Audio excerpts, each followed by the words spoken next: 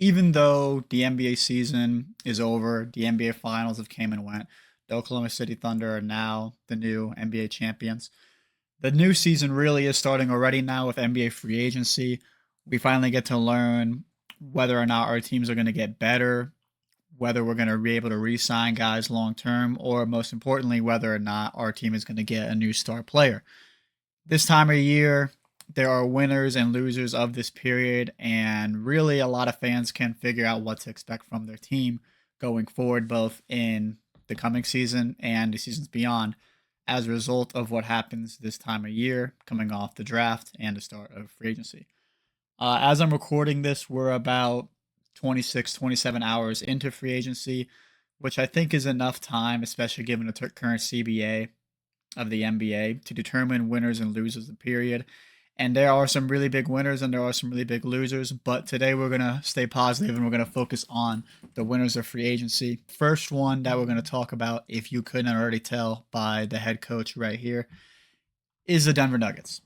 The Denver Nuggets have made a couple moves already in the 24 hours. Honestly, they've probably made more moves than any other team, if I had to guess. The first one, which happened really right at the start of free agency, and it was kind of a wild card to happen. Like this definitely kind of came earlier than a lot of people thought. So the Denver Nuggets are trading Michael Porter Jr. and an unprotected 2032 first round pick to the Brooklyn Nets for Cam Johnson. Sources tell ESPN this was one of the first things to break, at 5:06 p.m. This is a big deal. So I made a video talking about the Denver Nuggets in the offseason. It's a preview because I think they're a really interesting team going forward. Obviously, they have Nikola Jokic, the three-time league MVP, a finals MVP. You have Jamal Murray. You were the champion just 2 seasons ago, and you took the Oklahoma City Thunder to 7 games.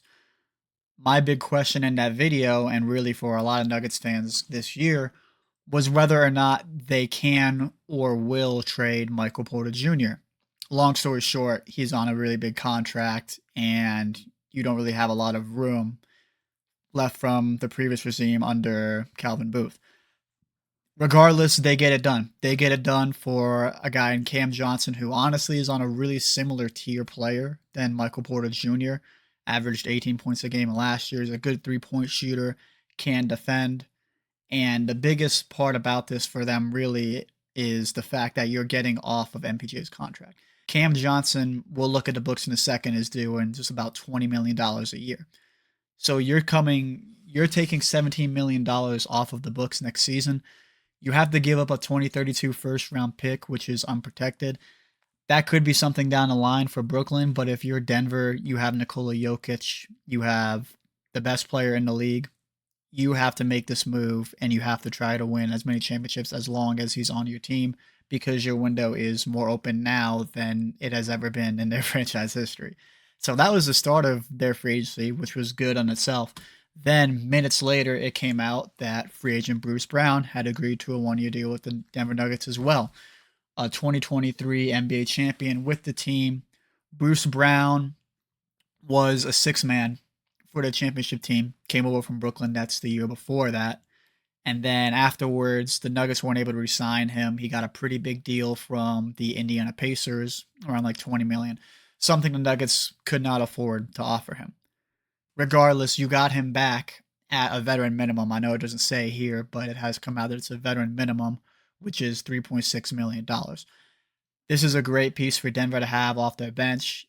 Even if he's not as good as he was before, you need all the help you can get off of your bench unit that now doesn't have Russell Westbrook. Another thing we talked about a lot in the Denver Nuggets offseason video was the contract situation of Dario Saric.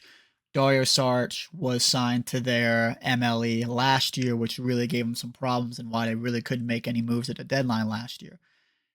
Dario Saric opted into his contract at like 5.5 million. Dario Saric was not good for the Nuggets last year. He wouldn't have played this year if he was on the team. They managed to flip him to the Kings for Jonas Valanciunas. Jonas Valanciunas is a veteran at this point, been in the league a long time, a 2019 champion with the Toronto Raptors. He's going to be your backup big off the bench, which is something the Nuggets have not had since DeMarcus Cousins back in, I think, 2021, 2022. Jonas Valanciunas will be different. He's a guy that averaged, I believe, it was 9 and 8 off the bench in around 16, 17 minutes for the Sacramento Kings last year.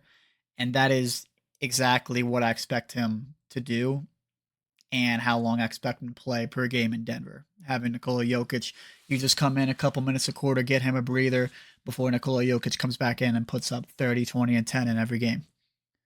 And then the last one that they did today, which was just as I was getting ready to do this one, was signing, as Shams is calling it, sharpshooter Tim Hardaway Jr. to a 1-year deal with the Nuggets as well. And Tim Hardaway Jr. is a scorer off the bench. I know he started for the Pistons last year, but that's because they had Malik Beasley coming off the bench, running that second unit. He averaged around 11 points a game last year. He's not the most efficient shooter, but he is a volume shooter and one that can get hot in a hurry. A good guy for you to have off the bench. Last year, your bench score was Russell Westbrook, which is, as far as scoring goes, is fine, and he's a fine playmaker as well. He's definitely a better defender than Tim Hardaway Jr. as well. But he can't stretch the floor at all, which I think will really help that bench unit, especially when you have Bruce Brown, who already he can make threes, but isn't a guy you're going to rely on to just really space the floor. But you also have Julian Strawther on that bench unit. Deron Holmes, the rookie, will be on there. So the spacing should be good for that unit and for those young guys to hopefully learn and develop while they're on there as well. Now, this isn't 100% accurate because they haven't quite made up for the contracts that were just signed. Tim Hardaway and Bruce Brown are both on vet minimum, so they're making about $3.6 million. Regardless, they're a first apron team now, which means you have some restrictions. But before the Michael Porter Jr. trade, I mean, you really didn't have really any room for anything. Yeah, you had to give up a first round pick to get off of him, but now as a result, you have room to make big moves. And really, you still have room to do a little more if there's anybody you like in free agency. You can use your mid-level exception without having any financial restrictions going forward. So this Nuggets team is very much back in the mix in the Western Conference. I would say they're right up there with the Rockets and the Thunder. Those are the three main contenders in the Western Conference. Everybody in a Nuggets fandom and probably within the organization at this point too knew that what they needed wasn't star power. What they needed was depth off the bench. And that is exactly what they focused on this offseason. And it'll be fun to see what guys like Cam Johnson can do in the starting lineup with Nikola Jokic and how the rest of the team develops over the season. So great job by the Denver Nuggets so far this offseason. The second big winner of free agency is the Houston Rockets. They added a lot of role players to the team that really is already loaded on the roster. Even with the Kevin Durant trade, they kept a lot of their team intact. Really just giving up Jalen Green, and Dylan Brooks, which honestly isn't that important when you're getting Kevin Durant back in return. Dorian Finney-Smith is a great role player, a guy that the Lakers wanted to have back with Luka, who is really good friends with him, as well as LeBron James. Like the deal says right here, a good 3-and-D wing for the team. His points per game average is only like 8, 9, or 10, but he's a guy that can score efficiently without the ball, which is always something that's going to have value in the NBA, especially when you're a forward that can defend at a pretty high level. It fits Houston really well. Houston's a good defensive team. They only just needed a spark in offense, where they've just gotten KD. Really, you can start Dorian Finney-Smith and be pretty happy about it. Dorian Finney-Smith is going to be coming off the bench, as I assume they start Fred VanVleet, who just resigned, took a bit of a pay cut. You obviously still have Amen Thompson. You have Kevin Durant. You just resigned Jabari Smith to a big deal as well. And, of course, you have Alperen Sengun. So your team is looking really good. You also, in addition to this, re-signed Steven Adams to a 3-year, $39 million contract extension to stay with the team. Really, he was just a role player. He was really good for them in the playoffs. Really needed that veteran presence, which they're going to have a lot of now, obviously, coming in. But he got the job done for them. And in the Western Conference, a lot of these teams are loading up on bigs to deal with the bigs in the conference, such as Nikola Jokic and soon-to-be Victor Wembanyama as well. Speaking of loading up on bigs, they also brought back Clint Capella to Houston Rockets, a Houston Rockets legend who played with James Harden for all those years and gave those Warriors teams with Kevin Durant a run for their money. Obviously, the Warriors still got the championships, but worth noting. So, and this really just goes to show how important big depth is in this conference. You need guys that you can't stop Jokic. You need guys that can annoy him. Steven Adams is really strong. Clint Capella is a good rebounder.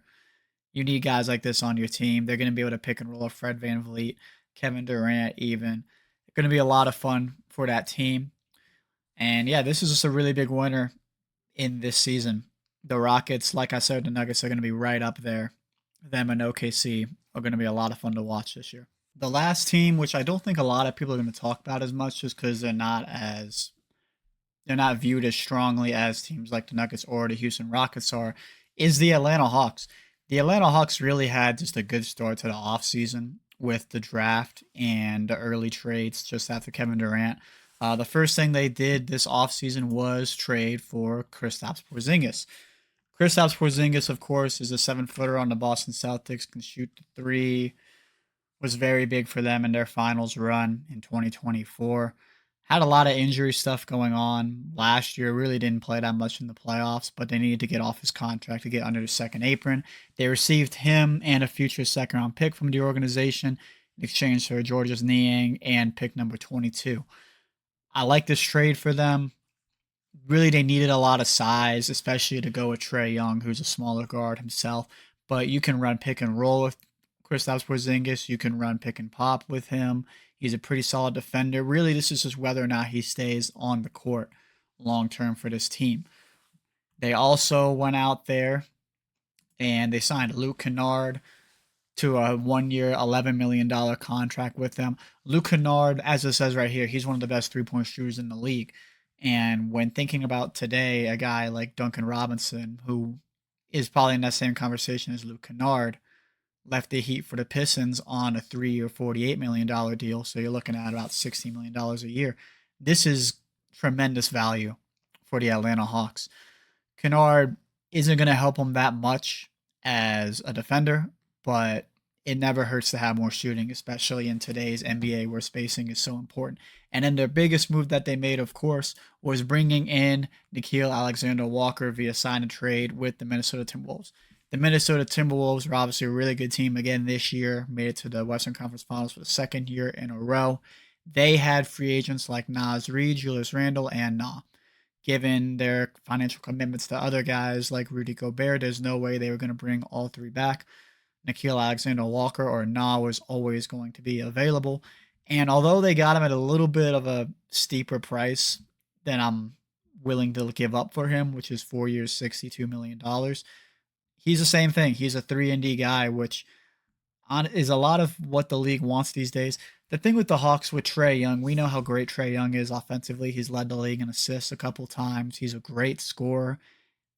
Every year he's been there, it feels like they're a top 10 offense, but their defense has lagged behind, and that is why they've been a play-in team every year, as everybody likes to joke. But this is the year the Atlanta Hawks will be out of the play, and I'm very confident in that if they're healthy. And in a wide open East, who knows? We've seen Trae Young get to the Eastern Conference Finals. And honestly, the team that he got there with at that point was not as good as what I think this team will be. Am I saying they're going to make it back to Eastern Conference Finals? Not exactly, but they have to be viewed and respected as a contender out of that conference as a result of these trades. They also, this is a little bit off topic, but they also made a move I really like in the draft, which was giving up number 13 to New Orleans in exchange for New Orleans 2026 first round pick. I think that could be really high. I'm not too big of a fan of what New Orleans has got going on, and given how injury prone a lot of that team is, it could go very south there really quick, and Atlanta could be picking in the top 10 very easily next year. So, yeah, those are my three big winners so far in this free agency. And of course, if there's any big moves that happen in the next couple of days, I will make videos on that. But I feel like given the class this year, we're at a pretty good point where we can tell who won and who lost so far in this cycle. So feel free to like and subscribe for more. I'll be posting content weekly on this channel, even as the offseason goes on. The offseason's still a very fun time in the NBA, in my opinion. A lot of time for speculation for the future and current. So appreciate y'all.